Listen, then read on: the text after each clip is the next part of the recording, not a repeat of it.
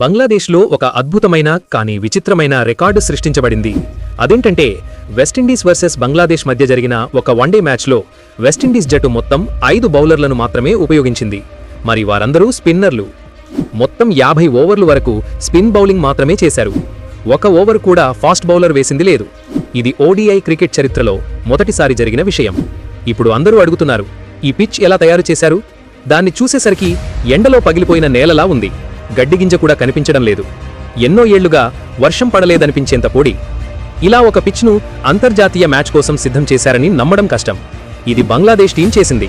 అందులో తస్కీన్ అహ్మద్, ముస్తఫిజుర్ రెహమాన్, షఫుల్ ఇస్లాం, తంజీమ్ వంటి అద్భుతమైన ఫాస్ట్ బౌలర్లు ఉన్నా వారిని ఉపయోగించకపోవడం ఆశ్చర్యం.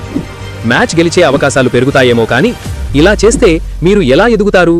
ఇది రికార్డ్ అయినా కూడా బంగ్లాదేశ్ క్రికెట్కు ఇది ఒక మచ్చలా ఉంటుంది, గౌరవ పటకంలా కాదు.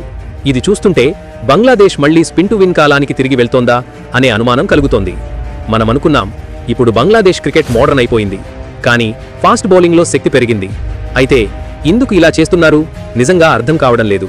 మీకేమైనా అర్థమైతే కామెంట్ చేయండి.